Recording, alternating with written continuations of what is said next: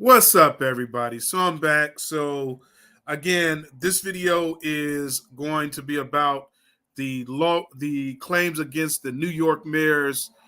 Um, I'm sorry. So this video is basically about the claims laid against Eric Adams, the mayor of New York. As you know, there's been some litigation against him for some time, and basically he's been accused of assaulting someone.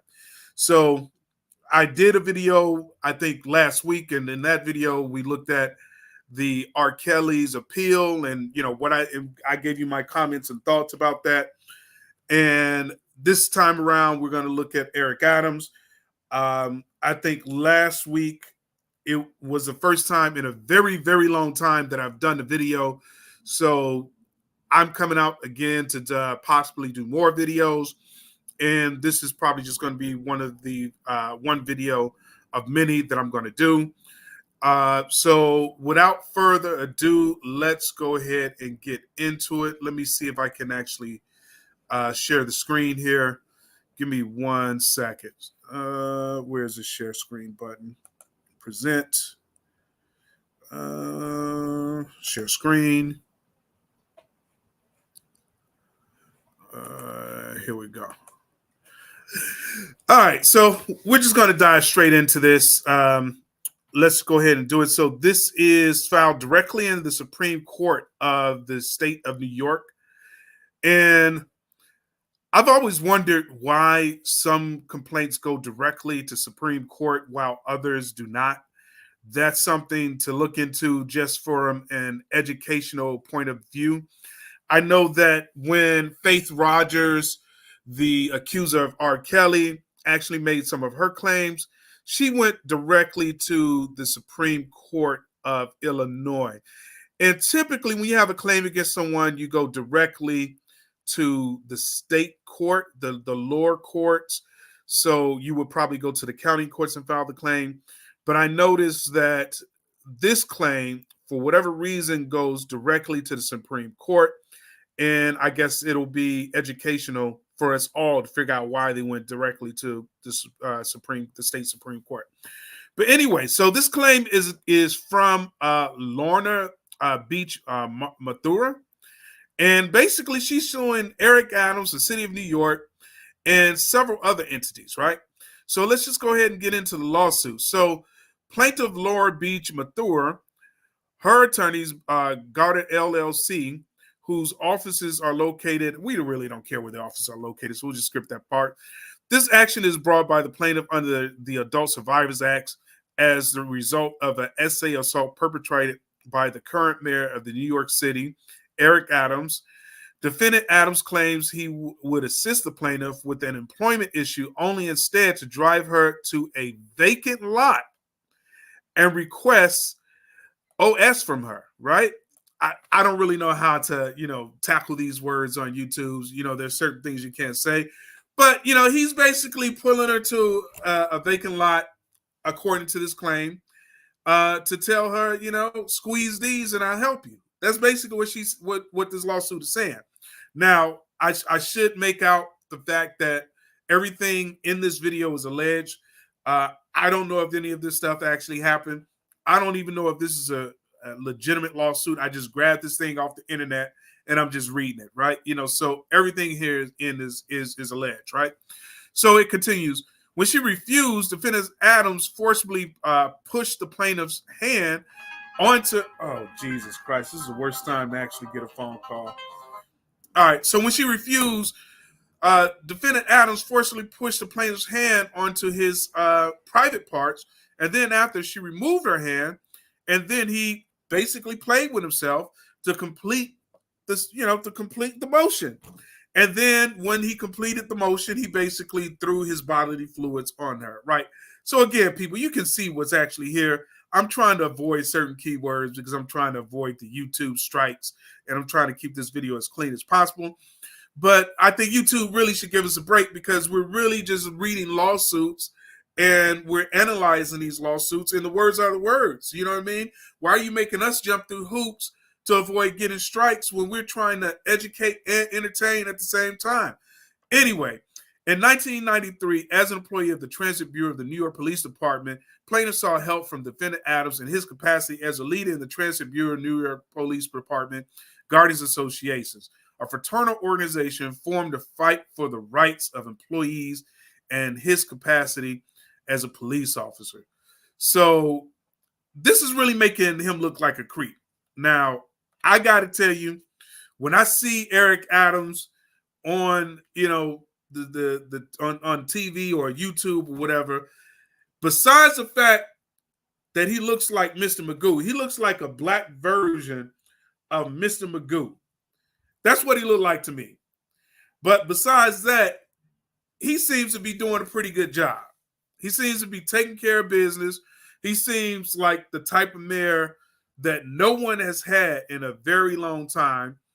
And you guys correct me if I'm wrong, right? I don't even know if I have people in this live. It looks like I have two people in the live. Correct me if I'm wrong, but the guy looks like he genuinely cares about the people of New York. Every time I see him on YouTube or on TV, he seems like the guy who actually cares about the people of New York. So to me, he seems like a stand-up bro. And this lawsuit is making him look like a creep because basically he tells this woman, according to the lawsuit, I don't know if it's true, he tells this woman, I'll help you if you take care of me, right? I'll help you if you squeeze these, right? If you get on, if you do some things for daddy, I'm gonna look out for you. That's what this lawsuit is basically saying, right? So he's in a position of power or trust, according to this lawsuit, and he's basically using that position of trust to basically get off or to satisfy his own desires, right? That's what this lawsuit looks like to me. Again, I don't know if any of this stuff is true. I don't have anybody. I have like two people in the live, so and they're not participating in the chat. So more than likely, this will basically be posted on YouTube. And you guys in the comments below, let me know if you think so far, if you believe the statements in this lawsuit, right? The allegations in this lawsuit. Do you believe it so far, right? I don't know what to think. I'm just reading this for the first time. When these lawsuits come about, we're here. We're in the Me Too movement era. But not everyone is lying, right? And I'm not saying she's lying, and I'm not saying she's not lying. I don't know a thing about Lorna Beach Mathura. I know nothing about her. I know even less about New York Mayor Eric Adams, except for the fact that from appearance standpoint, he seems like a stand-up brother taking care of New York City. New Yorkers, if you're watching this video, let me know what you think about Eric Adams. But anyway, let's just continue on. Plaintiffs have repeatedly been passed over for promotion, encountering the resistance of all too frequently faced by Black and female NYPD and Defendant Transit Bureau employees in that era. She asked Defendant Eric Adams for help because he had himself out to be an advocate for equality and fair treatment for Black employees. Instead of helping plaintiff get a fair treatment at the Defendant of Transit Bureau, Defendant Adams preyed. He preyed on her perceived vulnerability, demanding a quid pro quo. You do something for me, I do something for you. Right? There's typically nothing wrong with a little quid quo pro, but in this context, he's in a position of power. And she's vulnerable, according to the lawsuit, and he's trying to take advantage of her, right? Again, I don't know if any of this stuff is true. I'm just reading it, and I'm just, going along with the flow, just going with the flow. So he asked her for a little quid pro quo favor and assaulting, and he, according to the lawsuit, he assaulted the plaintiff, revealing himself not to be the guardian he purported to be, but a predator. Damn, they trying to say this dude is a lamb in sheep's, no, this dude is a wolf in sheep's clothing. They're trying to say this dude is a wolf in sheep's clothing. Damn. The effects of the assault, betrayal, astonishing abuse of power continue to haunt the plaintiff to this day. Plaintiff knew that there was no way for her, a divorced mother of young children, to safely report defendant Adams through the official channels if she wanted to keep her job. All right, so, okay, so now I got to start questioning some shit. So you're claiming that because he was in a position of power then, there was no way for you to basically report Adams because because Adams was in a position of power then, there was no way for you to report him because you basically feared retaliation. Well, damn, if he was powerful then, this motherfucker a mayor now. So if you were afraid then, aren't you afraid now? Right? Because if he's corrupt, if he's a predator, if he's crooked as you say he is, aren't you afraid or even more afraid because now he has even more power? I mean, y'all keep me honest. Am I, and I'm being unfair to the lady here? What's her name again? I got to remember her name. Am I being unfair to Lorna? Tell me what y'all think in the comments below. If you were afraid then because he was a powerful, and back then he was basically a peon, right? But now this dude is the boss of motherfucking New York. Why wouldn't you be afraid now? You should be even more afraid because now he has the disposal of the entire police department at his whim. And I'm exaggerating, but I'm pretty sure if he's the mayor of New York and he came up through the police department, he has some connections in the police department. He has some connections in every other government organization. He has people that's going to watch his back in other organizations in New York. Shit, he might fuck around and call somebody in an electric company that he got connects with and tell them to turn your lights off or some shit like that. You know what I mean? So y'all keep me honest. Questions in the comments below. If you believe that this is just kind of suspect, this is what jumps off of my mind when reading it for the very first time, because you claiming that you were afraid then because he was powerful, but now this motherfucker is the mayor of motherfucking New York City, and now you got the courage to come out. So I guess the flip side of that is that because he's the mayor, maybe she feels a little bit more comfortable coming out because she knows now if anything's happened to her, people will just assume it's because of Mayor Eric Adams. I don't know. I can't make sense of this shit. Anyway, moving on. Comments below. What do you think? However, plaintiff was not willing to keep quiet, and over the years has established a track record of flagging concerns over defendants' unethical, illegal attacks on her. So I guess this is something that just happens over the years. That's probably, the way I'm reading this, that probably wasn't the first incident, and it's probably going to be more allegations. I don't know. When defendant Adams went on to run and become the mayor of New York City, his comments continue to strike plaintiff as hypocritical and sanctimonious. That is why in the fall of 2023, when the plaintiff learned that the New York had passed a law allowing survivors of SA to come forward many years later, she felt obligated to bring defendant Adams' behaviors to right. Holy shit. Now, this is motherfucking crazy. This is motherfucking crazy. So, am I reading this right? Is this saying that the mayor of New York City helped pass the law that allows victims to come forward, and now he is being attacked by the law that he created? The law that he created is used to attack him. Let me read this shit again. When defendant Adams went on to run for and become the mayor of New York City, his comments continue to strike plaintiff as hypocritical and sanctimonious. That is why in the fall of 2023, when the plaintiff learned that the New York had passed a law allowing all, I read that totally wrong. allowing all survivors of SA to come forward. Many years later, she felt obligated to bring defendant Adams' behavior to light. All right, so I just read that totally wrong. That's my bad, y'all. I thought he helped pass that law, but basically New York passed the law, and she's using that law to basically bring Adams to court.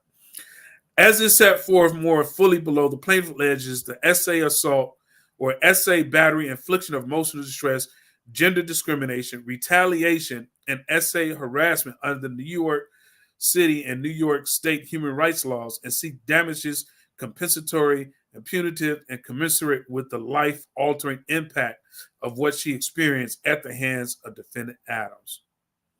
Then it goes on, the parties in the jurisdiction and venue, plaintiff Lorna Beach Mathura, formerly Lorna Beach, is a Black woman and resident of Florida. Okay, and you know what? To be honest with you guys, I actually tried to look this lady up to see what she looked like, and I'm not confident that I'm able to, find any photos of her, right? And you know what?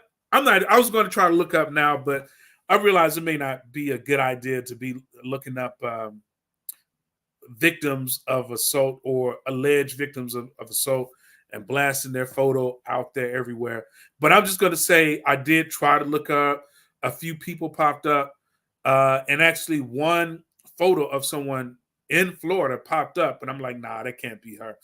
And it was just intuition that made me say that. But to be honest with you, I really don't know.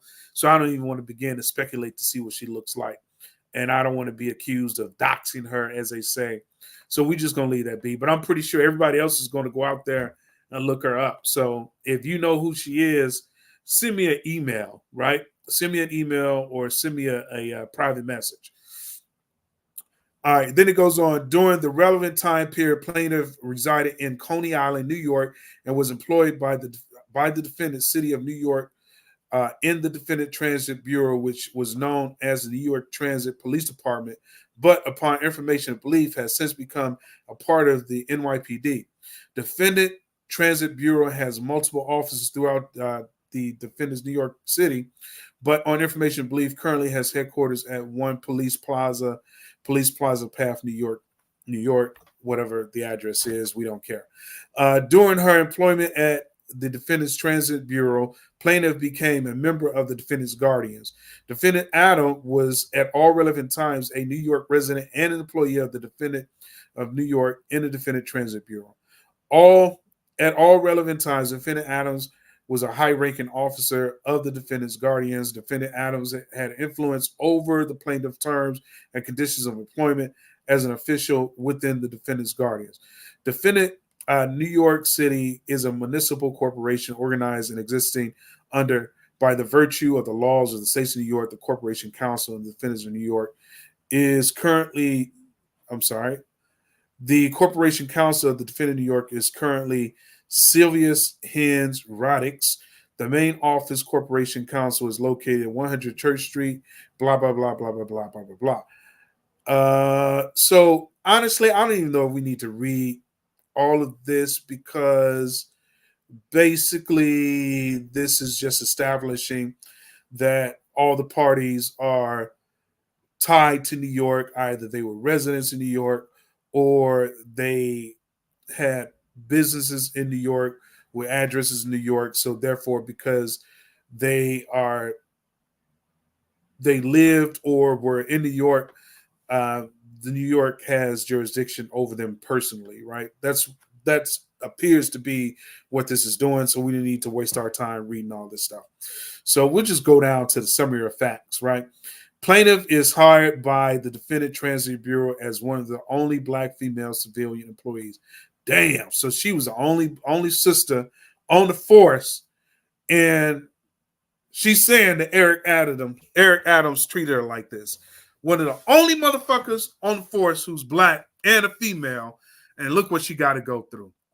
Ain't that a bitch? In or about spring of 1980, plaintiff passed the New York City Police Administrative Aid Examination, and in or about November 1980, she was appointed as a police administrative aide for Defendant Transit Bureau.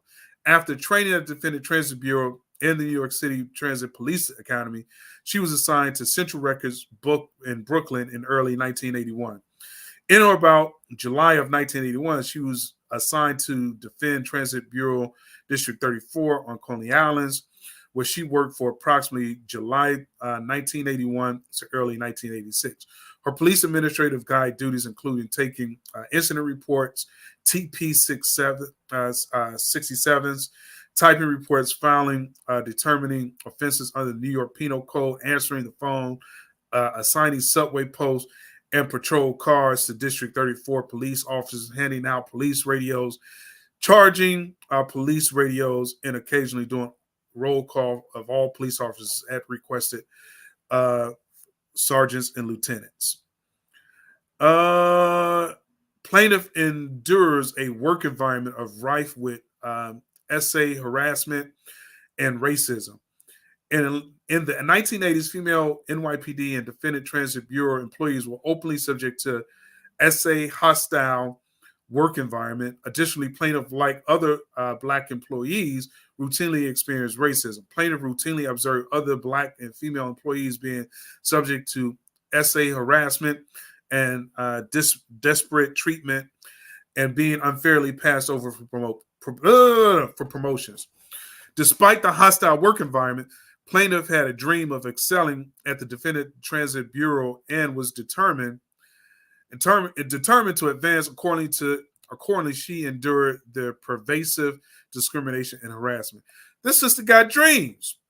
I mean, a lot of us have been in that situation. If you're a person of color, you know you're working in a racist ass environment and you just start ignoring shit, because you're trying to get them motherfucking bills paid and you trying to make that motherfucking dollars so you can keep food on the table and keep money in your bank account and just keep the motherfucking money flowing. So a lot of us has been there, personally, I have been in many situations where I endured racism just so that I can keep the lights on, so to speak. And in some aspects, you feel kind of guilty because you feel like you should be standing up and fighting that shit through and through.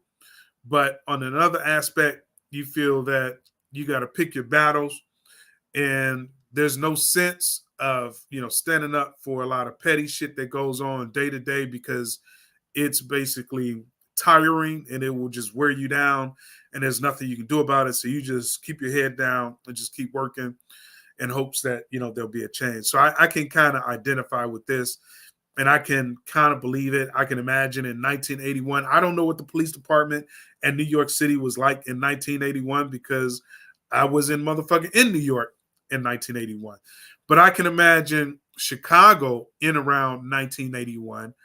I can imagine that it was probably rough, right? In 1981, I think, what was I? I was in grammar school, I believe. Grammar school or high school or some shit. And racism was still a thing. I remember when I first got my job, it was in the mid-'80s.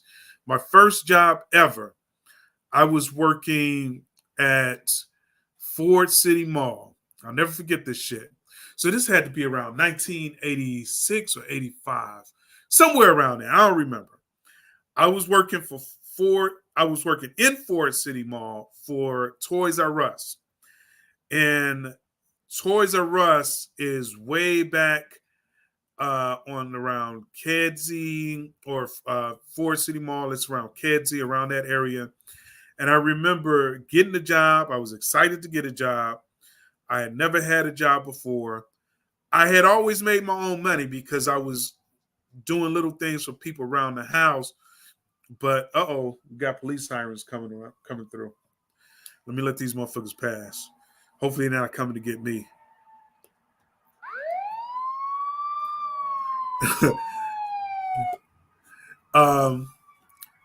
Anyway, so I had always had my own money because I was always doing little things for people around the house. Damn, these motherfuckers loud.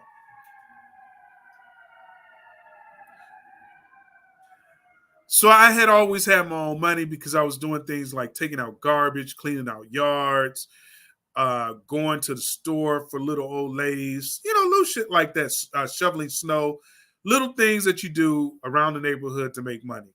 So I had always done those things.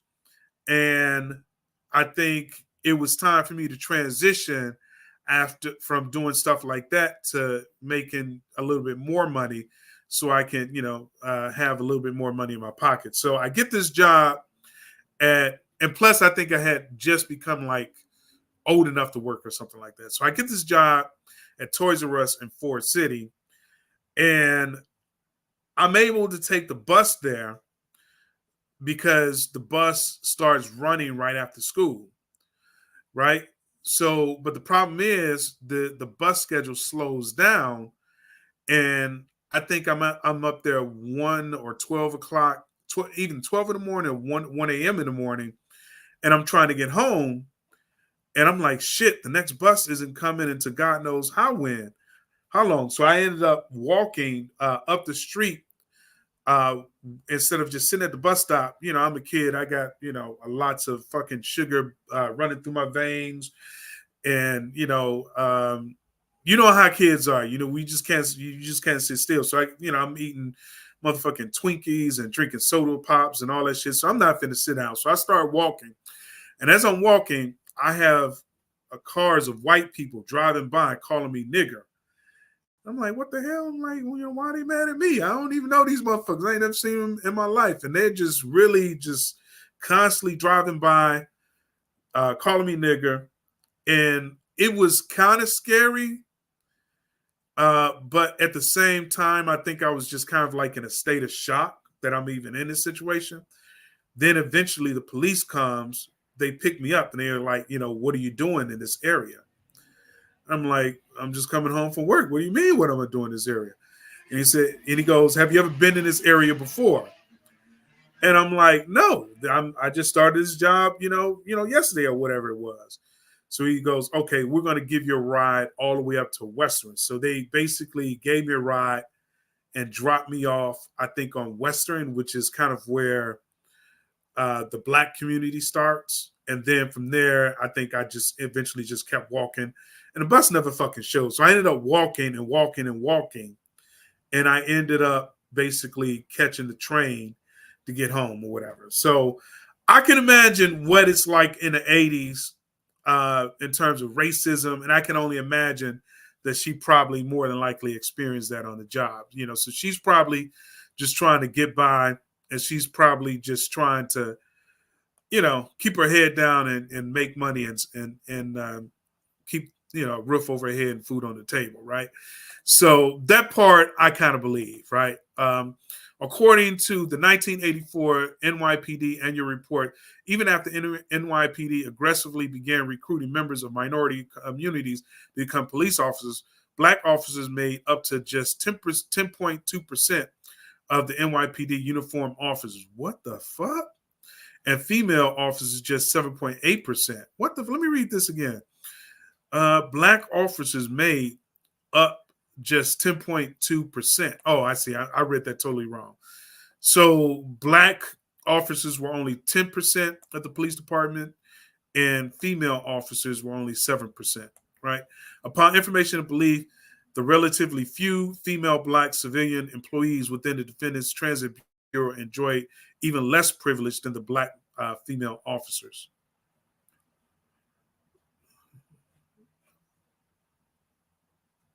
Okay. All right. Whatever. So I guess they're saying there's a difference between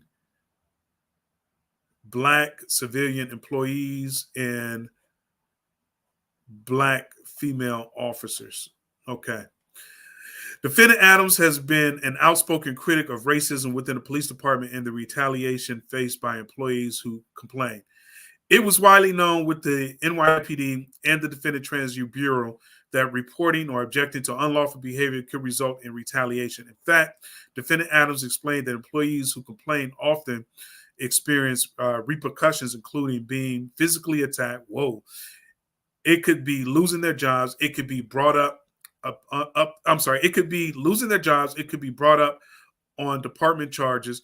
It could be getting a less desirable assignment, such as signing a Bronx resident an assignment on Coney Island. According to Defendants Adams, the department's all the law enforcement agency had a way of addressing the issues the way they wanted to keep people in line. So basically, if you want to get out of hand, as they say, you want to report some shit that you shouldn't be reporting, they're going to assign you to a shit detail or put you on a detail where you have a chance of, like, getting hurt. So that's what happens to people that report abuse or complain in the department. Defendant Adams continued that you have to understand you have to understand the mindset of the police department. You don't challenge authority when you're in the police department. The plaintiffs have personally experienced said repercussions when she, a black woman, had the nerve to object to a white employee smoking at work while the plaintiff was pregnant. When she rejected the SA advancements at the station, and when she complained about disparate treatment and retaliation for speaking up, plaintiff was repeatedly passed over for promotions, denied promotions for which she was qualified for and to which she was entitled, and given less desirable assignments with lengthy commutes. According to defendants Adams, similar discrimination and retaliation happened to him from the very beginning of his career. For example, he says she would have graduated first in her class, but instead graduated second, and that when he asked why a white employee with a score lower than his was named first in their graduating class, Defendant Adams says he was told, "Welcome to the police department. Don't make waves." Okay, so just moving on down. This is a long ass lawsuit. Plaintiff is recruited to be a member of the Guardians, who offered to help protect black employees. Because this is a long ass lawsuit, I want to get through this shit. We're gonna skip some of this. Plaintiff passed promotions exams, but passed over for promotions due to discrimination. During her career with the Defendant of Transit Bureau, plaintiff took and passed promotional exams to qualify for promotions for more senior roles. Despite her high scores, others with lower scores were promoted ahead of her due to their discriminatory nature of the Defendant's Transit Bureau at the time. The first time this happened was 1984. She was passed over for a deserved promotion in District 34, where she had been working and which was within a short walking distance from her home. When the plaintiff was finally promoted, she was shocked and dismayed to learn that she had been reassigned to District 2 in the Lower Manhattan, which is over an hour commute from her home. Upon information and belief, plaintiff's promotions came with punishment. You know what? So, you know what? Let me just kind of stop right here, because I'm going to tell you about some experiences I had with this one job. This was a job, maybe, I forget when it was, but it was a job where we were doing like shift rotation. And I'm just going to keep it short and sweet, but it was similar to this, where I'm trying to get a certain position. I'm qualified for the position. I have the education for the motherfucking position. And then I think they said, well, in order to get this position, you have to take a test. So, but the test they wanted me to take was like some internal test given by the company. So what I did was I went out and I became certified by an independent party to work on that to work in that area and to work with that subject matter. So I studied my ass off. It took me like motherfucking, how long did it take me? It took me like 4 months to study and pass this exam. And when I passed this exam, which basically trumps the exam that they were trying to give me in the company, I said, well, look, why do I need to take this test? I've already passed like an industry test that certifies me to basically work with this subject matter and to work in this area. And they go, well, you still need to pass, the internal company test in order to get this damn job, which was just bullshit. What I noticed is that it was basically racism. You had this one guy only hiring certain people, and those were people of their background, and they weren't hiring anybody else. Anybody that wasn't of that race that tried to get that job, they just weren't going to get it. And they were only giving that job to people of the same race or to some race close to them, right? I know that sounds crazy, but trust me, there's such a thing, right? So when I basically passed the industry-wide certification, I said, well, look, there's no need for me to take this little rinky-dink test in this company because I've already been certified. These motherfuckers made me take that damn test. When I took the test was basically bullshit. It nowhere compared to the certification that I had already passed. And after taking the test, they tried to massage the numbers to say that I failed. I ended up getting the job anyway, but the long story dull is that it was just all bullshit. It was based on racism, and the little test internally was basically used to basically block, people that they didn't want in that position. That's that, I'm just being real. So a lot of these little rinky dink tests that they give you is really only so that they can weed out the people they want to weed out, because they get a chance to actually calculate the test results. So they can mark your shit wrong even though you got it right. Or they can ask crazy questions in a way where there is no right answer. Right? So I can identify with this. So I can say that I've had experiences like this. Again, I'm not in New York City and I'm not on the police department in 1984, but I can identify with some shit like this. In or about May 1992, while on maternity leave, plaintiff passed another test which made her eligible for promotion to the principal administrative aide and was told she was next in line. In fact, plaintiff was told that her score was significantly higher than many other candidates who had only made the passing list when the NYPD and other defendant transit bureau lowered the passing curve score, since so many police administrative assistants have failed. Plaintiff passed the test before the curves was lowered. When plaintiff returned to work, there was an open PA1 position, but the plaintiff was once again passed over despite being told that she was the next in line. Upon information and belief, an employee with significantly lower test scores was promoted over the plaintiff. Upon information and belief, plaintiff was passed over due to the well-known discriminatory and retaliatory hostile environment of the time. So you know what? Hold on a second. This shit is beginning to look more like her problem. And again, I don't know what the fuck happened between her and Eric Adams, but it looks like she is trying to tie some alleged claims against Eric Adams with discriminatory actions against her by the city of New York and the New York Police Department. So, I mean, what does Eric Adams have to do with all of this shit? These should be, in my personal opinion, these should be totally two separate lawsuits. And I guess she's trying to, and this is my personal opinion, right? Everything I say is alleged. I don't know what the fuck happened, but I'm just doing an analysis here.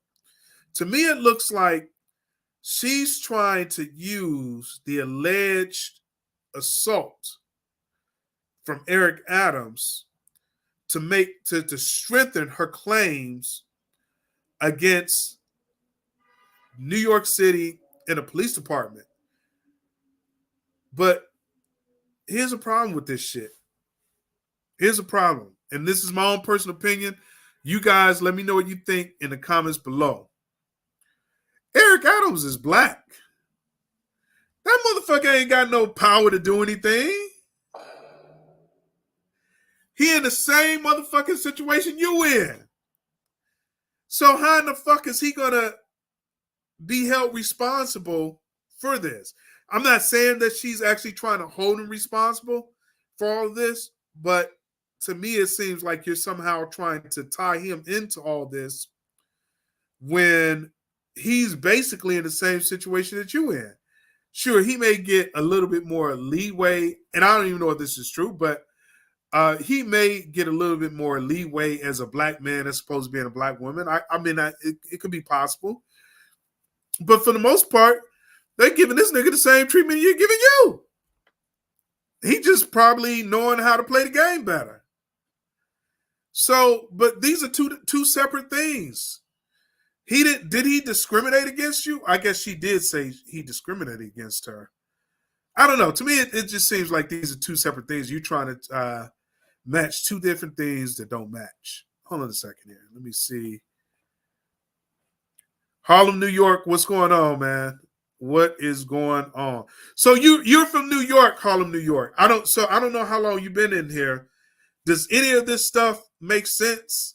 Does any of this stuff sound right? Are you able to speak on the racism in the 1980s in the New York the police department? Let me know. Let me know. Anyway, let me just go ahead and finish reading this shit. So, plaintiff goes to the transit police personnel to complain about being passed over. Plaintiff was so frustrated of being passed over for her promotion that she traveled to the defendant Transit's Bureau personal office. So I'm about to put my foot in my mouth because maybe this is how she ties him in. I don't know. So she goes over to the office. She spoke to a lieutenant there and explained that she had been passed over for someone less qualified. She told the lieutenant that it was not fair and that she had been promoted, and asked what she had to do to get her rightful promotion. Right. So the lieutenant was unhelpful and told the plaintiff that she should transfer to a different city department if she wanted a promotion, effectively seeming to shut down her hopes for advancement at the defendant transit bureau. Now, you know what? Here come these damn sirens again. I'm going to say this is true. The lieutenant basically gave her some sound motherfucking advice, because here's the thing. Like, even though a huge part of this shit is racism, this type of shit is happening to white people too.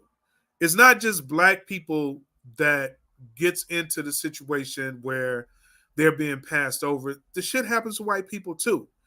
If you're not connected to the right people, they don't give a fuck what your credentials are. They don't care how smart you are. They don't care how much experience you have. It all boils down to people that are connected, right? And some of you might say this is wrong, but you have to remember, we live in a world where they have the saying, when there's a political victory, to the victor goes the spoils. And that's a term I learned in I think grammar school. But basically, I take that to mean that anytime someone wins a political office, they're going to bring in the people that they trust. Damn, who's qualified. You may be qualified, but I don't know you and I don't trust you. But this motherfucker over here, he's been in the trenches with me, so I'm going to roll with him. And even though he don't have none of the motherfucking credentials that you got, he's going to be my right-hand man. He's going to be my right-hand man because I know that if I get into the bind, I can count on this guy to watch my back. And it may not be right, but that's how the world works. Because when you're looking at government, you have to understand a huge component of government is politics. And if someone above you comes in because one of their friends won a political position, then that person above you is going to bring in all of the people that they trust and that they want to reward for sticking by them. So that shit trickles down. That shit is going to trickle down. So yeah, you're not going to get that position. If I'm going for a position where someone else is going for the same position, but that person is connected to a person who recently got hired, I'm not going to get that position. I'm simply just not going to get it. So a part of this is racism. Another part of it is just politics. And that's just the way it is. So yeah, that was sound advice. Go over to another department, go over to another city, move the fuck around. And everybody knows you got to do that. You got to move around. A lot of times you can be sitting at a dead-end job for years and everybody's getting promoted above you. You're never going to get promoted. You got to lead a fucking company. if you want a promotion. If you're happy with the money, stay. Fuck the promotion if the money's good. But if you want a promotion and you're not being promoted, there's probably a reason for that. There's the politics is probably involved. You probably not plugged in with the right people in order to get the promotion you want.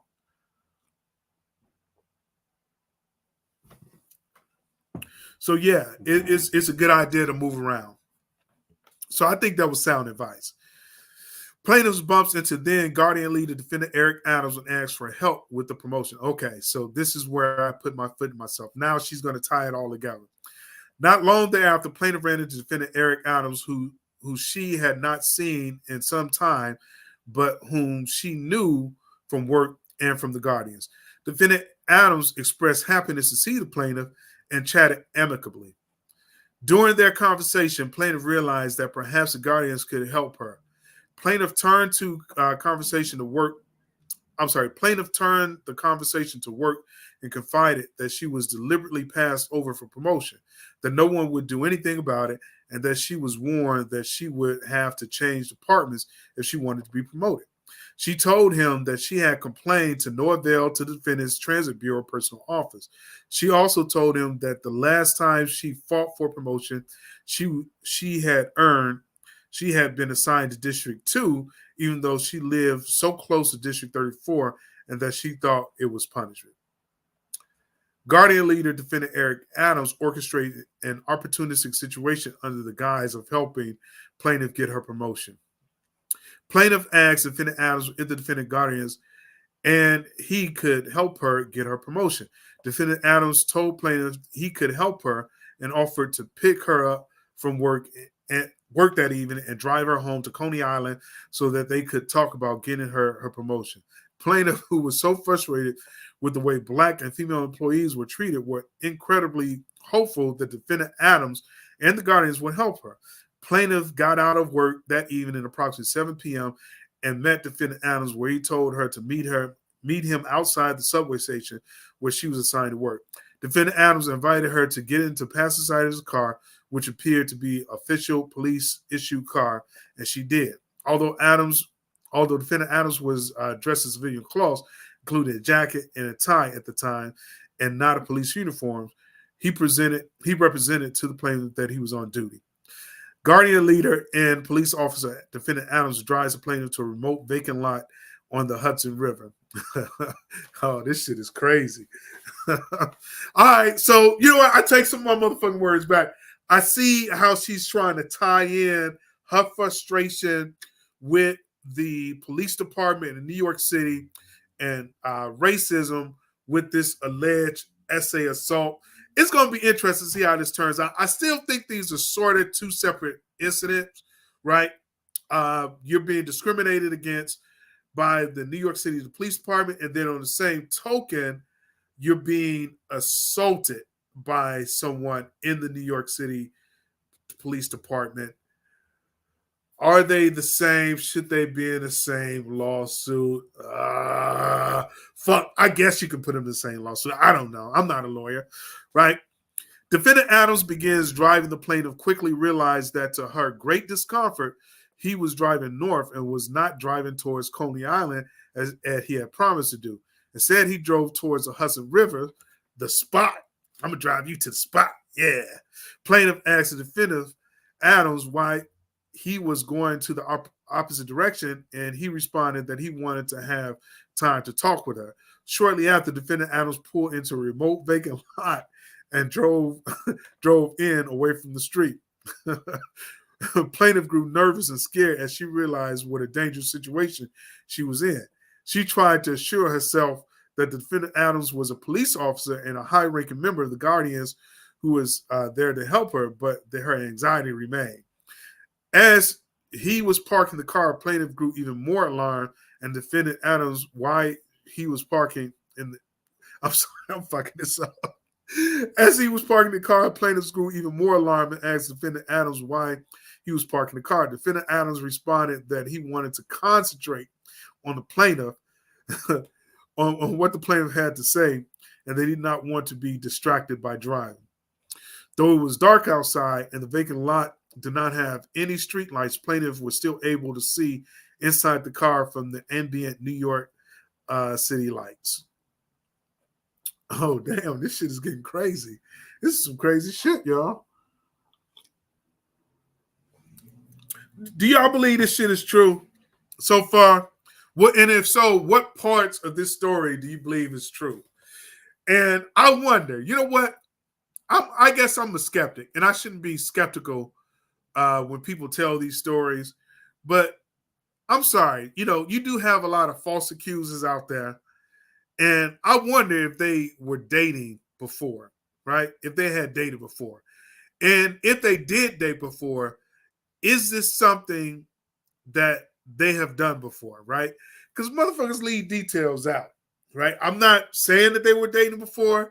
I'm not alleging that they were dating before. I'm just wondering, right? In my small male mind, if they were dating before, and maybe if he did do this, maybe I don't know. I don't even know what the fuck is. Something's making me question all of this. In my mind, if they were dating before and this is something they routinely did, then now she's trying to tie all this shit into her New York City allegations of assault. I'm sorry, New York allegations of racism.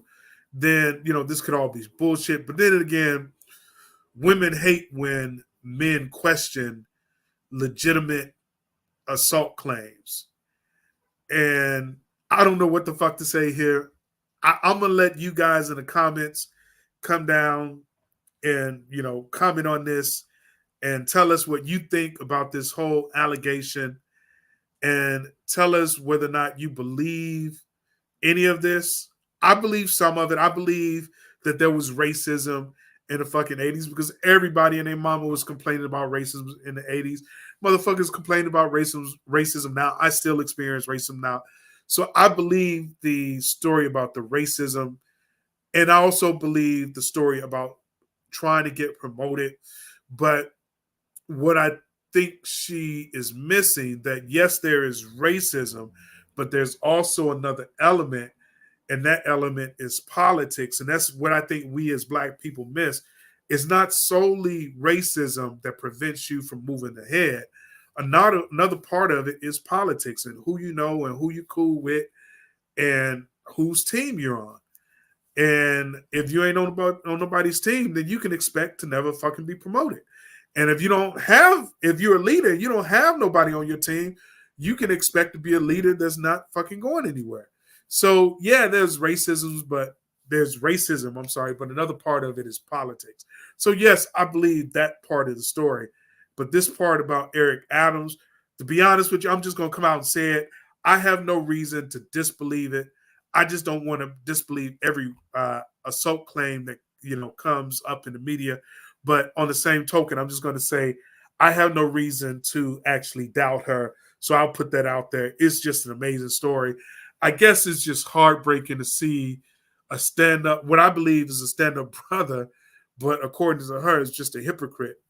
Because like I say, when you see the guy on TV, you see him on YouTube, he seems like he taking care of motherfucking New York. He seems like the champion of New York. You guys let me know what you think. So I hate to see when a brother is elevated to a high position to be torn down by an allegation like this. But if the shit is true, it's, what the fuck can I say? You know what I mean? You guys tell me. What do you think? Let's see if we have anybody in the fucking live. So basically, Harlem, New York, I missed a lot, but yes, there was. I have to go back and listen from the beginning. I never read the lawsuit. Yeah, this is my first time reading the lawsuit myself. I'm going to start picking up a lot of these lawsuits and trying to bring them onto my channel. And there's probably going to be two versions of these lawsuits. On one aspect, I'm just going to read live and give people a chance to come in and comment and participate. And I'm probably going to take this video and then edit it and try to, add music or try to add more sound, maybe add some images, things of that nature. We'll see how this goes. But anyway, let's just get on with the lawsuit. All right, so it goes. Defendant Adams demands a quid pro quo essay favor from plaintiff as a prerequisite to helping her get her unduly delayed promotion. So I guess I take it back. The comments I made earlier, these should be two separate lawsuits. Now, after reading through, I guess I'm wrong. This is one lawsuit because now you have a situation where she isn't getting what she deserves. She's trying to get promoted. She's been, fucked over. Now she goes to someone who she thinks is in a position of power to help, who also is a member of the New York Police Department or the Transit Bureau of Police, and she's asking him for help. And now, instead of helping her, he takes advantage of her, and he basically assaults her, right? According to the lawsuit. I hope this shit isn't true, but we'll see. After he parked his car, defendant Adams asked the plaintiff to tell him again what she needed help with. Plaintiff again explained that she had passed the PA81 test even without the lower curve, but had still passed. I'm fucking this up again. Even without the lowered curve, but had still passed over someone else less qualified, and that when she went to complain about it, she was told she would have to transfer to a different department if she wanted to be promoted, right? And again, I have experienced shit like this outside of government, and that's just the way shit is. You have to be in a motherfucking, you have to be connected. You have to be on somebody's. You know what? It's so funny because I used to talk to some cats from Japanese, and they called it a clan, right? I used to talk to some cats from Japan, and they would just describe this situation as an individual who didn't have a clan. And if you don't have a clan, then you're going to be experiencing shit like this, right? And to me, it looks like she didn't have a clan. Another way of saying that is that you're not connected with anybody. You're not on somebody's team. What a lot of us don't realize is that when you go into a work environment and you see someone in a position of power, a lot of times that person isn't in power by himself or herself. She's in power because she has a team of people working with her. So it's kind of like a secret organization within the organization. And that secret organization controls the organization, right? I don't know how else to explain it, but basically she's in a clique. They're in the clique. Everybody's clicked up. And it's not so much that there's one clique, there's probably multiple cliques vying for power, trying to, control a particular area. And if you're just a loner, what we call in Chicago a neutron, you're not on anybody's team and you're not a part of anybody, you're not, G'd up, as they say, then yeah, you're gonna be left out. You're gonna be left out fighting for scraps. And when a position pops up or promotion pops up and nobody's looking out for you, nobody's got your back, you ain't gonna get it. Fuck your qualifications. Those exams are there only to weed out the people that they don't want. And not the people who are qualified. Fuck who's qualified. They don't care about. I'm 50 years old, y'all. I'm going to tell y'all that much about me. And what I realize about this world, them motherfuckers don't care who's qualified. They will bring a fucking baby and put that baby in a position and train that baby up all the way up to adulthood just because that baby is the son or daughter of someone that is a part of their clique. Fuck you. They ain't finna give you no position.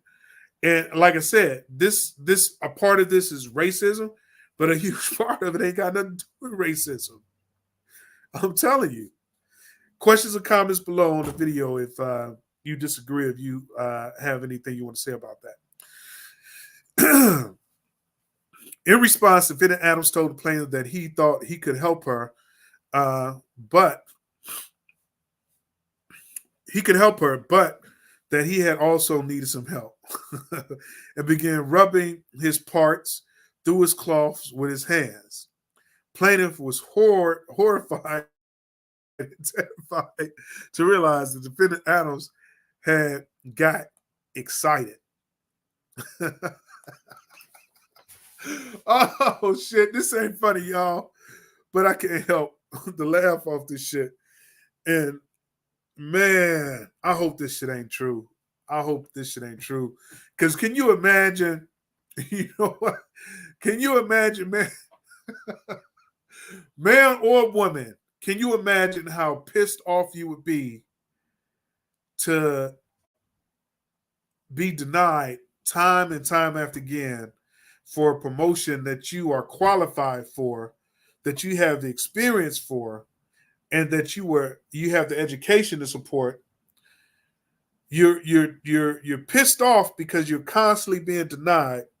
Then you go to somebody who sets themselves out to be the type of person that's going to help you, and when you go into their office or you sit down with them, they do some shit like this. Man, I would kill a motherfucker. I ain't even gonna lie to you. I would, you know what, as a man, I'm saying this is the point where we would just fucking snap. This is the point where you would just pick up a brick and hit a motherfucker in the head. You know what I'm saying? I would just go to jail. Fuck it. I don't even fucking care no more. I'm just going to fucking jail. Fuck it. I'm finna have a Michael Douglas falling down moment on your ass. Yeah, so this is crazy. This is crazy. I feel so bad if this shit is true. Defendant Adams then said in no uncertain terms that he would help her, but that he also needed a favor. He told her that he needed some satisfaction. He told her he needed some motherfucking satisfaction while repeatedly cajoling, demanding, and begging the plaintiff for OS.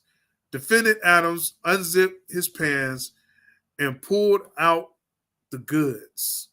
He unzipped his pants and pulled out the goods. Police officer defendant Adams forced plaintiff hands onto his joystick. Plaintiff was sickened and outraged that a man who presented himself as an advocate for justice and equality, a man who held himself out to be a guardian of black employees, would trap a black woman in his car in a remote lot and demand it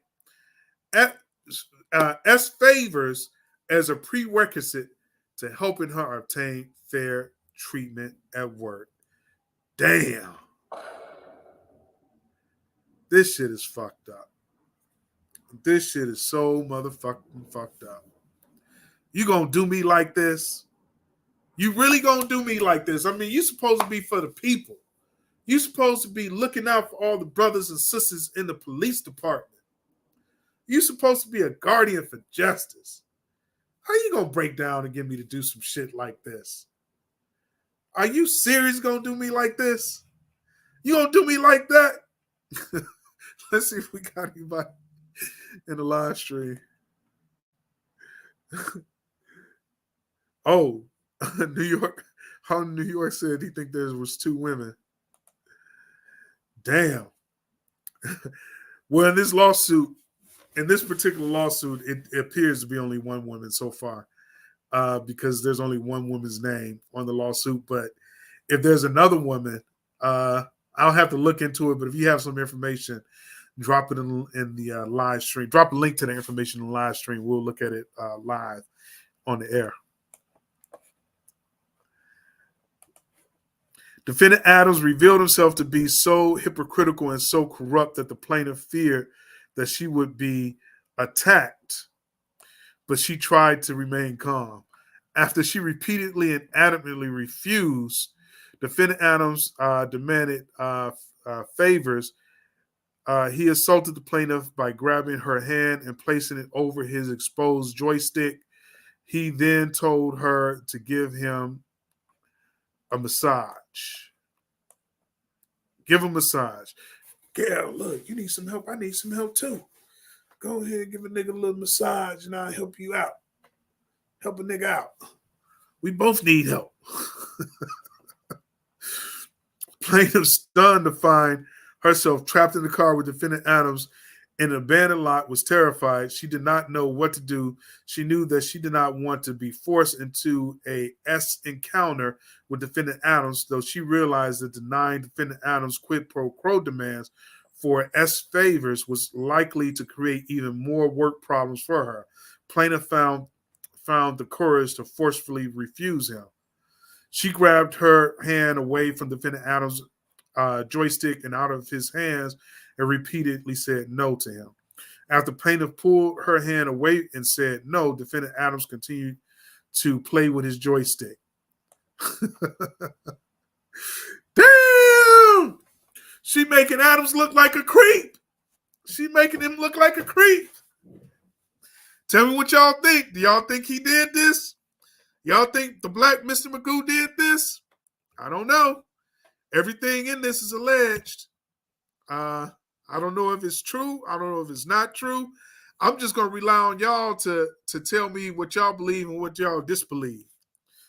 Comments below in this video if you believe any of this shit is true, if you believe some of it is true, or if you don't believe none of this shit at all.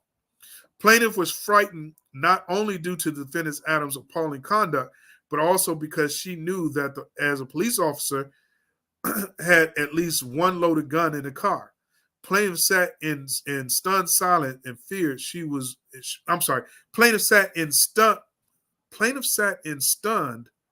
What the fuck? These motherfuckers need to know how to write. I know I don't know how to read, but damn. Plaintiff sat in stunned silence and fear as she wondered what else would happen to her in the defendant Adams' car in the empty, dark lot. Defendant Adams continued to play with his joystick and eventually get satisfaction, leaving his bodily fluids on the plaintiff's thigh and stocking.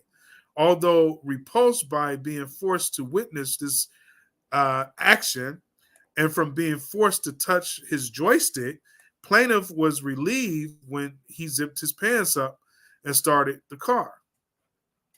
Well, shit, did he at least help? Did he at least help after that? Defendant Adams drops plaintiff off at the nearest subway station, which does not go to Coney Island. Damn. Not only did he waste her time, not only did he motherfucking get his bodily fluids all over her, but damn, now you done dropped this lady off in the middle of nowhere where she can't even fucking get home. Damn, that's fucked up. Defendant Adams gruffly informed the plaintiff that he had to get back to work. It was clear that he was angry at her for refusing his demands. Defendant Adams bluntly told the plaintiff that he would drop her off at the nearest subway, which happened to be the Chambers Street subway station, which defendant Adams and the plaintiff both knew did not go to Coney Island, where he had been supposed to drive her. However, plaintiff had no power to object to where he dropped her off and just wanted to get away from him. She just wanted to get away from this motherfucker. He was a fucking creep. You can drop me off on the moon. Fuck it. I'll find my way back to Earth. Plaintiff still in shock over what happened and scared that she would now have a target on her back, rushed out of the car the moment it was safely stopped at the Chambers Street subway station. Plaintiff fears reporting Adams due to rampant and notorious retaliation within the New York Police Department and Transit Bureau. Although plaintiff tearfully informed the friends, including a prior boss that she remained so close to about defendant Adams' essay assault against her, plaintiff did not formally report defendant Adams at the time because she so greatly feared the retaliation from all the defendants. All right, so you know what? I got to take back some more comments. So now I think I was a little hasty when I made the comment earlier when I said if you were afraid of him then, you should be even more afraid now. I'm taking the comment back because now I think I understand what's going on. She, if I remember, if I'm getting all this shit right, she currently doesn't reside in New York anymore. She currently resides in Florida. So she's out of that environment.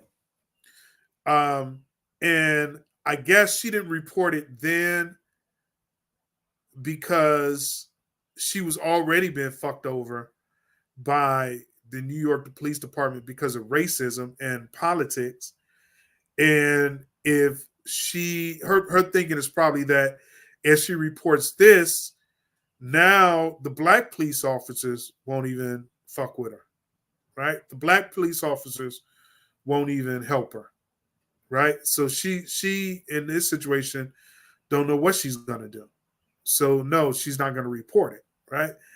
Am I getting this right? I mean, what do you guys think? Comments and questions below in this video. Comment if you think that I'm just being a sucker, a simp, and I'm just believing all this shit. I'm just going with the lawsuit, right? We have to hear Eric Adams' response to all of this. I think one of his responses, let me see something.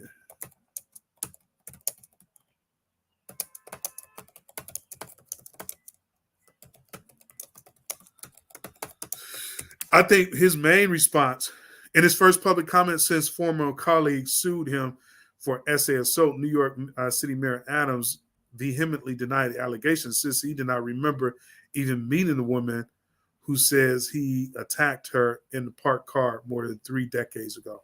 This is 30 years ago. This shit is tough too. So that's his response. Is he saying he don't remember even meeting the woman or he never met her? Because I thought his response was that he never met her. But if that's going to be his if that's going to be his defense, then that can easily be disproven because you can easily, I would believe that you can easily disprove it because you can always go back and find like a third party and say, yo, you know her. We used to all work together, right? So this is going to be interesting.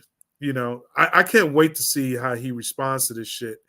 If you guys have seen his response and you have it, like his official response, let me know, right?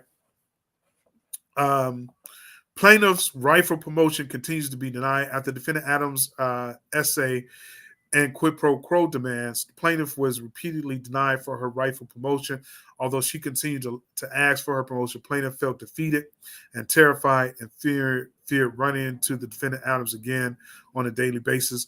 Plaintiff returned to work at District 2 and continued to fight for her promotion. Each time she walked through the subway station where District 2 was located, she feared running into defendant Adams. Plaintiff is finally promoted to the probation department, but she is demoted to a non-supervisory position. This lady trying to move up in the world, and y'all playing games with her. Y'all playing these silly ass games with this woman. This woman probably got all types of master's degrees, experience, passed all them damn exams, and y'all trying not to promote this woman. Stop playing with that black woman. In or about March 1994, almost 2 years after she passed the promotional exam, plaintiff was finally promoted to PAA1. Although she finally received her promotion and title, plaintiff was forced to transfer to the Department of Probation, which caused her to lose her seniority and placed into a non-supervisory position. Her work duties were severely downgraded, and she essentially assigned the work of a receptionist and a typist. Plaintiff did not actually supervise any employees. Because defendant Adams had preyed on her the last time she went to the Guardians for help, plaintiff had no one to complain to or go for her for help about the issues with her lackluster promotion. Indeed, her failure to acquiesce to defendant Adams' quid pro quo demands seemed to have led to the transfer. Upon information and belief, the plaintiff gave to the defendant Adams' quid pro quo demands Whoa, holy fuck. Oh, shit. Upon information and belief, had the plaintiff, oh, I'm sorry, I was reading this wrong. Had the plaintiff cave to the defendant's Adams' quid pro quo demands and gave him a BJ on other SAF favors, defendant's guardians would have helped her and she would not have been transferred. My bad, y'all. I read that she eventually just caved in and just said, okay, I'm gonna take care of daddy. But she's basically just saying that if she would have done what he asked, then she would have been properly promoted. Plaintiff's role is terminated shortly after defendant Adams' essay on her. Within a few months of promotion, plaintiff's supervisor told plaintiff that the thousands of city employees were being laid off. Plaintiff was told if she did not accept a severance package, she would be fired or laid off indefinitely since she had no seniority with the probation department. God damn, they did her dirty. They did her real dirty. Man, this lady's about to get paid. She about to get paid like a motherfucker. Dude, like if she has a good lawyer, I don't know. So let's see. We're gonna find out who her lawyer is, and we're gonna probably look into speculate on how good the lawyer is. But damn, they did her dirty. This woman is about to get paid. She's gonna get paid like a motherfucker. Let me know what y'all think. But I think she's about to get paid. Harlem, New York said it may not have happened. He's saying this shit may not have happened. Actually, I'm reading this wrong. Harlem girl. It says Harlem, New York, but it's actually Harlem girl. So Harlem, you a female or you male? Or are you transgender? I'm just fucking with you. She's saying it may not have happened. But man, if this shit did happen, she is about to get paid like a motherfucker. Woo! Upon information and belief, plaintiff was transferred to a probation department so that she would lose her seniority and be forced to quit or be fired. Upon information and belief, not only did defendant Adams not help her get her rightful promotion when she asked him to go do so as a guardian, he made sure that she lost her seniority by transferring to another department where she was likely to lose her job in retaliation for refusing his quid pro quo demands. Damn. So what did you take? Did you take the severance? I would have took the severance. Fuck it. Yeah, I'm gonna fire my ass anyway. May as well take the severance. Plaintiff informs various sources about the defendant Adams' essay assault of her. After she was forced out of her job, plaintiff moved to Florida. Over the years, she had told numerous people, including other current and former NYPD Department Transit Bureau employees, about how defendant Adams essayed her when she went to him for help because of his role in the Guardians. Plaintiff also told her daughters after they had grown about defendant Adams' essay on her, so they would be aware of the sad fact of life that sometimes people you trust say that they are there to help, but you may actually use their power to harm you. News eventually reached plaintiff that the defendant Adams was running for mayor of defendant's New York City. Plaintiff was appalled that her essay assault had never become so powerful. I'm sorry. Plaintiff was appalled that her essay assaulter had become so powerful that he might become even more so. This shit don't even. Plaintiff was appalled that her essay assaulter had become so powerful and that he might become even more so. Yep. Plaintiff was especially sickened by his campaign platform in which he portrayed himself as a law and order candidate and bragging about his career as a police officer. Plaintiff becomes even more disgusting when she learns about the defendant Adams' 1993 smear campaign on a female officer. Plaintiff was forced to watch the defendant Adams Plaintiff was forced to watch as the defendant Adams rose in power and became more and more disgusted by the things she learned about him. She was especially appalled to learn that his assault on her was not only the only time he had exhibited unethical behavior towards young female employees during the time as a defendant guardian. For example, in 1901, his action ruined a young female officer's career after she accused the guardian members of cheating on the exam, as set forth in the city.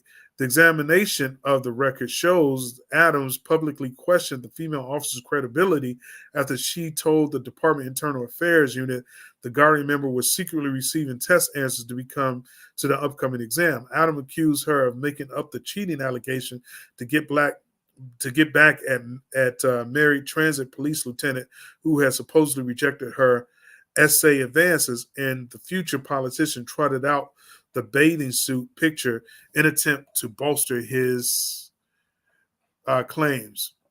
The officer's allegation untimely led to criminal charges and convictions for the guardian members.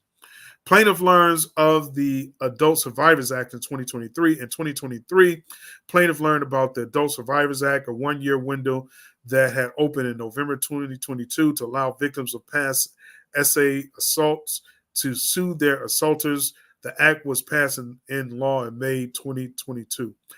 You know what? Honestly, I want to say that I don't believe in going back 30 and 40 years to have someone locked up or to have someone sued. And I think Diva Divine Light was on my channel when I did the R. Kelly analysis. And I don't believe in going back that far because you can't even remember the details. And the evidence more than likely is gone, right? Unless she got pantyhose that she put in the freezer, there's no way that she can actually prove any of this stuff. Whereas if she would report it right then and there, she would have had all the evidence to move forward. All the evidence, right? And it could have been that maybe she would have lost, but I think that it's better to go when you have the evidence than to wait 30 years later when the evidence is completely destroyed, right? Because again, like the accusation is that his bodily fluids were on her. Well, now you have those bodily fluids and you can at least go to the police department and have it tested to confirm that it is indeed his bodily fluids. Now, of course, that can always get kind of messy, no pun intended, because he can say that you guys were in a relationship. But I would say report it then because it's better because now you have the physical evidence because he can still come out and say that you guys are in a relationship now, right? Even though he's not saying that. But I would say at least you have the evidence. And then the other problem is this with this is that people remember things differently. So you're coming back 30 years later. Who's to say that you are wrong about some of the details, right? And the details matter. Now, again, I'm not in any way trying to say that, none of this stuff didn't happen to her. I don't know if it did or it didn't. But what I don't like is coming back 30 years later. Anyway, although she was well aware that she would be subject to the same shaming and accusations of lying that young female officers endured in the hands of defendant Adams in 1991, as well as challenging the scrutiny and the media attention that go along with such a smear campaign, plaintiff believes and continues to believe that putting the truth forward and holding assaulters and those who abuse their powers accountable is worth the price as she already paid for coming forward. You know what? I can kind of see how she could wait in this situation. I don't believe it. I don't believe in waiting this long, but I can see how she's coming forth now because number one, they have a law which I don't agree with. I don't agree with this fucking law. I think no one should be encouraged to come back 30 years later over some shit that happened 30 years ago. Like I said, the evidence is gone and memories fade for those two reasons alone. But I can kind of see how now she's coming forward because there's a law. And if all of this stuff is true, I can imagine she mad than a motherfucker. She mad than a motherfucker to being passed up on all these positions and to have this guy do this shit to her. And now this motherfucker turn around and become the mayor of New York. Ain't that some shit? Ain't that some shit? This motherfucker is the epitome of a predator, and now he's the mayor of New York. Again, I don't know if any of this shit is true. I don't know if he actually did this, but I'm just saying, in a hypothetical situation where these allegations are made, and if they're true in this hypothetical situation, if it was true, then I would be mad as a motherfucker, as a woman, right? Comments below. Would you be mad, or do you just simply not believe any of this shit? So therefore, there's nothing to be mad at. The defendant Adams has said people should be held accountable for charges they face. The action is timely under CPLR 214J, the Adult Survivors Act. This action is timely because it falls under the act and is brought during a one-year time period set forth. The claim brought here challenged intentionally and negligent acts and omissions for physical, psychological, and other injuries suffered as a result of the conduct that would constitute a essay offense as defined by Section 130 of New York Penal Law. Committed against a person who is 18 years of age older, such claims have been revived. All right. So causes of action and as for first cause of action. So I don't, you know what? I don't think I'm going to go through the rest of this because we'll go through some of it. I'm a little fatigued now. Causes of actions and as set forth, first cause of action. Plaintiff repeats and realleges each and every fact as set forth above herein. Plaintiff is a woman, therefore is a member of a protected class. Damn, women are a protected class? That's some shit that's blowing my mind. I didn't know that. Plaintiff was qualified to work for the defendants New York City and the Transit Bureau of satisfactorily perform the duties required by her position. Plaintiff defendant Adams' co-workers within the defendant's New York City Transit Bureau at all time relevant times. Defendant Adams used his position within the defendant's New York City and Transit Bureau, as well as his official role within the defendant's guardians to assault, harass, and subject plaintiff to quid pro harassment and retaliate against the plaintiff. Plaintiff sought the public service accommodation of the defendant's guardians during the relevant time period. Defendant intentionally subjected the plaintiff to discrimination based on her gender and a hostile work environment based on her gender by allowing a work environment where the plaintiff was assaulted, harassed by her co-workers, subject to a hostile work environment and subject to quid pro harassment. Plaintiff engaged in protected activity and defendant retaliated against her by her protected activity by, among other things, refusing to help her gain promotion, transferring her, and ultimately terminating her employment. As further directed and proximate result of said unlawful employment practice, plaintiff has suffered extreme mental anguish, outrage, severe anxiety about her future and her ability to support herself and family, harm to her employability and earning capacity, painful embarrassment among her family, friends, and co-workers, damage due to her good reputation, disruption of her personal life, and loss of enjoyment of an ordinary pleasure of everyday life. Based on the defendant's discrimination, the plaintiff is entitled to all remedies violation under the New York SHRL and the New York CHRL against all defendants. Plaintiff seeks attorney fees and punitive damages. Do we really need to read all these causes of action? Because there could be a lot to learn, but I'm just kind of tired of it at this point. She's asking for a jury demand, and yeah. I'm going to elect not to read the causes of action. Rodney Williams, what's up, baby? What's up? I'm going to elect not to read the causes of action, simply because I'm a little fatigued at this point, and we have the crux of the story. We'll skim through the causes of actions as a compromise, right? So we just read the first one. Let's skim through the second one.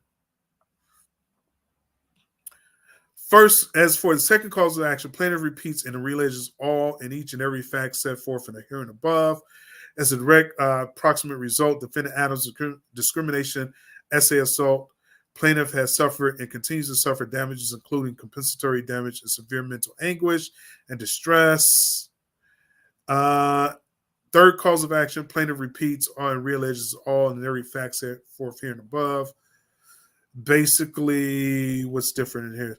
Direct and proximate cause of action, aforementioned assault, plaintiff has incurred medical expenses and other economic damages. All right.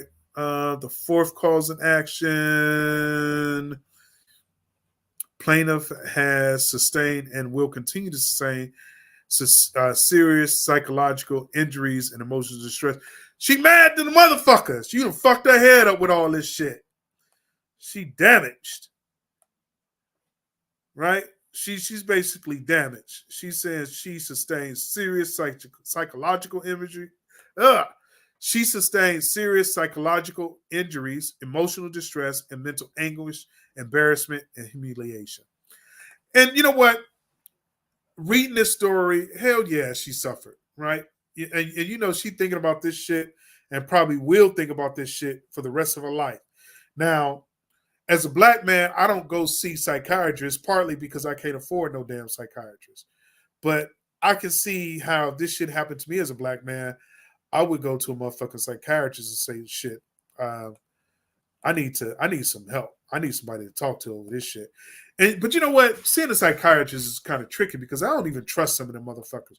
All the women that I have dated who turn out to be psychiatrists, them motherfuckers seem to be shady or crazy. So do I want to be sitting in a room with a motherfucker telling my personal my personal secrets and my frustrations to a motherfucker I don't know and who may exploit me? Because I'm not bullshitting. Y'all dated, like, in my lifetime, I dated at least 3 psychiatrists. If they weren't psychiatrists, they were like in that realm. And I know that one of them actually did give sessions, and she was just an asshole. Like, she was trying to manipulate me from the start. And all of them had this one thing in common. All of them tried to manipulate me. So that's another reason I don't really want to talk to a psychiatrist. If I did, I think I would want to talk to a heterosexual black man. But you know, there's a trust issue when you're dealing with motherfucking psychiatrists. You just can't go and talk to any motherfucker. You know, you talk to the wrong motherfucker, he might be a Hannibal Lecter. Another motherfucker might try to turn you out or some shit. You know, so.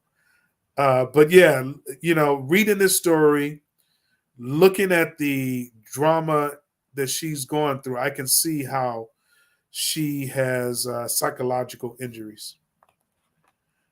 As for the fifth cause of action, plaintiff has sustained and will continue to sustain serious psychological injuries, emotional distress, mental anguish, embarrassment, and humiliation. Defendant Adams commit these acts alleged here maliciously and oppressively within the wrongful intention of the plaintiff, with the evil motive and unconscious disregard of the plaintiff's rights, entitled plaintiffs recover punitive damages in the defendant's Adams and such a sum as a jury would find a fair and just appropriate to deter defendant Adams and others from a similar conduct. Sixth cause of action. Defendants owes a duty of care to adequately and properly supervise its employees. So this is basically against New York and the police departments. Basically, they owe care to supervisors, employees, agents, servants, and members to ensure that employees are not using authority bestowed on them by defendants to commit sexual assaults, facilitate sexual assaults, and cover up SAs. Yeah, so we're going to wrap this shit up. So, I don't know, man. Rodney Williams, let's see what you're talking about, bro. I'm sure the courts would ask the questions, why did you keep the panties for 30 years, then file charges? The appeals court will eat that up and eat that one up. I'm not saying that she did keep the panties.